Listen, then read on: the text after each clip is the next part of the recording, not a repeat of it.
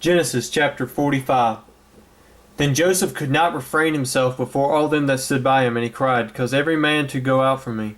And there stood no man with him, while Joseph made himself known unto his brethren. And he wept aloud, and the Egyptians in the house of Pharaoh heard. And Joseph said unto his brethren, I am Joseph. Doth my father yet live? And his brethren could not answer him, for they were troubled at his presence.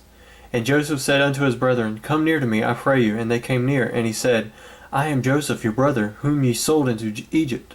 Now therefore be not grieved, nor angry with yourselves, that ye sold me hither. For God did send me before you to preserve life. For these 2 years hath the famine been in the land, and yet there are 5 years, in the which there shall neither be earing nor harvest. And God sent me before you to preserve you a posterity in the earth, and to save your lives by a great deliverance. So now it was not you that sent me hither, but God, and he hath made me a father to Pharaoh, and lord of all his house, and a ruler throughout all the land of Egypt. Haste ye, and go up to my father, and say unto him, Thus saith thy son Joseph, God hath made me lord of all Egypt. Come down unto me, tarry not.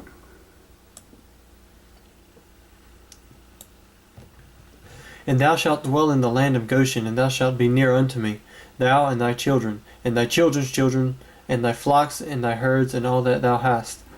And there will I nourish thee, for yet there are 5 years of famine, lest thou and thy household and all that thou hast come to poverty. And behold, your eyes see, and the eyes of my brother Benjamin, that it is my mouth that speaketh unto you. And ye shall tell my father of all my glory in Egypt, and of all that ye have seen. And ye shall haste and bring down my father hither. And he fell upon his brother Benjamin's neck and wept, and Benjamin wept upon his neck. Moreover, he kissed all his brethren and wept upon them. And after that his brethren talked with him. And the fame thereof was heard in Pharaoh's house, saying, Joseph's brethren are come. And it pleased Pharaoh well and his servants. And Pharaoh said unto Joseph, Say unto thy brethren, This do ye. Lade your beasts and go. Get you unto the land of Canaan, and take your father and your households, and come unto me, and I will give you the good of the land of Egypt, and ye shall eat the fat of the land. Now thou art commanded, this do ye. Take ye wagons out of the land of Egypt for your little ones, and for your wives, and bring your father and come. Also regard not your stuff, for the good of all the land of Egypt is yours. And the children of Israel did so. And Joseph gave them wagons according to the commandment of Pharaoh, and gave them provisions for the way. To all of them he gave each man changes of raiment, but to Benjamin he gave 300 pieces of silver, and 5 changes of raiment. And to his father he sent after this manner, 10 asses laden with the good things of Egypt, and 10 she-asses laden with corn and bread and meat for his brother by the way. So he sent his brethren away, and they departed. And he said unto them, See that ye fall not out by the way.